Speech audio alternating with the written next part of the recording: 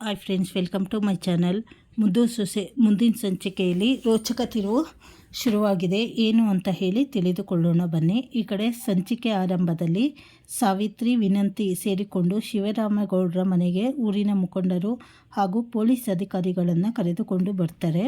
ಭದ್ರಾ ತನ್ನ ಮಗಳು ವಿನಂತಿಗೆ ಮಾನಭಂಗ ಮಾಡಿದ್ದಾನೆ, ಅವಳ ಜೀವನ ಹಾಳು ಮಾಡಿದ್ದಾನೆ ಅಂತ ಹೇಳಿ ಸುಳ್ಳು ಆರೋಪ ಹೊರಿಸಿ ನ್ಯಾಯ ಕೇಳುತ್ತಾರೆ. ಈ ಕಡೆ ಭದ್ರಾ ಮತ್ತು ವಿನಂತಿಯ ಕುತ್ತಿಗೆಗೆ ತಾಳಿ ಕಟ್ಟಲೇಬೇಕು ಅಂತ ಹೇಳಿ ಪಟ್ಟು ಹಿಡಿಯುತ್ತಾರೆ.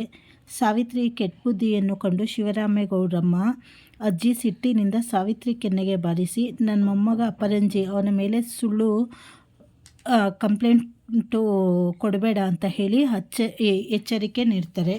ಈ ಕಡೆ ವಿದ್ಯಾ ಅಗ್ನಿ ಪರೀಕ್ಷೆ ಸವಾಲು ಎಲ್ಲರ ಎದುರುಗಡೆ ಸ್ವೀಕರಿಸ್ತಾಳೆ. ಈ ಗೊಂದಲಗಳ ನಡುವೆ ವಿದ್ಯಾ ಎಂಟ್ರಿ ಕೊಡ್ತಾಳೆ. ಅವಳು ತುಂಬ ಧೈರ್ಯದಿಂದ ನನ್ನ ಗಂಡ ತಪ್ಪು ಮಾಡಿದ್ದಾನೆ ಎಂಬುದು ನಿಜವಾದರೆ ನಾನೇ ನಿಂತು ಅವರ ಮದುವೆ ಮಾಡಿಸ್ತೇನೆ ಅಂತ ಹೇಳುತ್ತಾ ಎಲ್ಲರಿಗೂ ಶಾಕ್ ನೀಡ್ತಾಳೆ.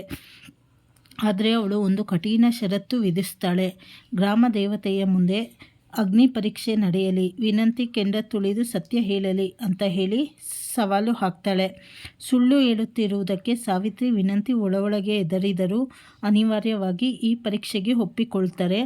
ಈ ಕಡೆ ಗ್ರಾಮ ದೇವತೆ ಮುಂದೆ ಸತ್ಯ ಬಯಲಾಗತ್ತಾ?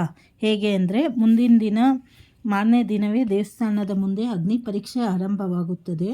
ಮೊದಲು ಭದ್ರಾ ಮತ್ತು ವಿದ್ಯಾ ಇಬ್ಬರು ಯಾವುದೇ ಭಯವಿಲ್ಲದೆ ಕೆಂಡ ತುಳಿಯುತ್ತಾರೆ. ದೈವ ಬಲದಿಂದ ಅವರಿಗೆ ಏನೂ ಆಗುವುದಿಲ್ಲ. ಆದರೆ ವಿನಂತಿ ಕೆಂಡದ ಮೇಲೆ ಕಾಲಿಟ್ಟ ತಕ್ಷಣ ಅವಳಿಗೆ ಕಾಲು ಸುಡಲು ಆರಂಭವಾಗುತ್ತದೆ. ಅಷ್ಟರಲ್ಲಿ ಶಿವರಾಮೇಗೌಡರ ಮೈ ಮೇಲೆ ಗ್ರಾಮ ದೇವತೆ ಆವೇಶವಾಗಿ ಬರುತ್ತದೆ. ರುದ್ರಾವತಾರ ತಾಳಿದ ಶಿವರಾಮೇಗೌಡರು ತ್ರಿಶೂಲ ಹಿಡಿದು ವಿನಂತಿ ಬಳಿ ಬಂದು, ಸತ್ಯ ಹೇಳು, ಇಲ್ಲದಿದ್ದರೆ ಸಂಹಾರ ಮಾಡುತ್ತೇನೆ ಅಂತ ಹೇಳಿ ಗರ್ಜಿಸುತ್ತಾರೆ. ದೇವರಿಗೂ ಮತ್ತು ಬೆಂಕಿಗೂ ಹೆದರದ ವಿನಂತಿ ಅಳುತ್ತಾ ಎಲ್ಲ ಸತ್ಯವನ್ನು ಒಪ್ಪಿಕೊಳ್ತಾಳೆ. ಈ ಕಡೆ ತುಂಬ ಹೆದರ್ಕೊತಾಳೆ. ನಮ್ಮಮ್ಮನೇ ಇವೆಲ್ಲವನ್ನು ಹೇಳಿಕೊಟ್ಟಿದ್ದು. ಭದ್ರಮ್ಮ ನನ್ನ ಜೊತೆ ಯಾವುದೇ ತಪ್ಪು ಮಾಡಿಲ್ಲ, ನಾನು ಇನ್ನೂ ಕನ್ಯೆಯಾಗಿಯೇ ಇದ್ದೀನಿ ಎಂದು ಊರಿನವರ ಮುಂದೆ ನಿಜ ಹೇಳ್ತಾಳೆ. ಇದರಿಂದ ಸತ್ಯ ಬಯಲಾಗುತ್ತದೆ. ಹಾಗೆ ಶಿವರಾಮೇಗೌಡರ ಕುಟುಂಬ ಮಾನ ಉಳಿಯುತ್ತದೆ. ಸುಳ್ಳು ಕೇಸ್ ಹಾಕಿದ್ದಕ್ಕೆ ಮತ್ತು ದೇವಸ್ಥಾನದಲ್ಲಿ ನಾಟಕವಾಡಿದ್ದಕ್ಕೆ ಪೊಲೀಸರು ಸಾವಿತ್ರಿ ಮತ್ತು ವಿನಂತಿಯನ್ನು ಅರೆಸ್ಟ್ ಮಾಡಿ ಕರೆದುಕೊಂಡು ಹೋಗ್ತಾರೆ.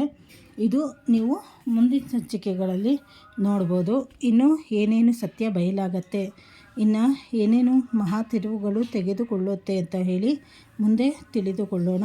ಹೊಸದಾಗಿ ಯಾರ್ಯಾರು ಚಾನಲ್ ನೋಡ್ತಾ ಇದ್ದೀರಾ, ಚಾನಲನ್ನು ಸಬ್ಸ್ಕ್ರೈಬ್ ಮಾಡ್ಕೊಳ್ಳಿ, ಹಾಗೆ ಲೈಕ್ ಮಾಡಿ, ಶೇರ್ ಮಾಡಿ. ಧನ್ಯವಾದಗಳು.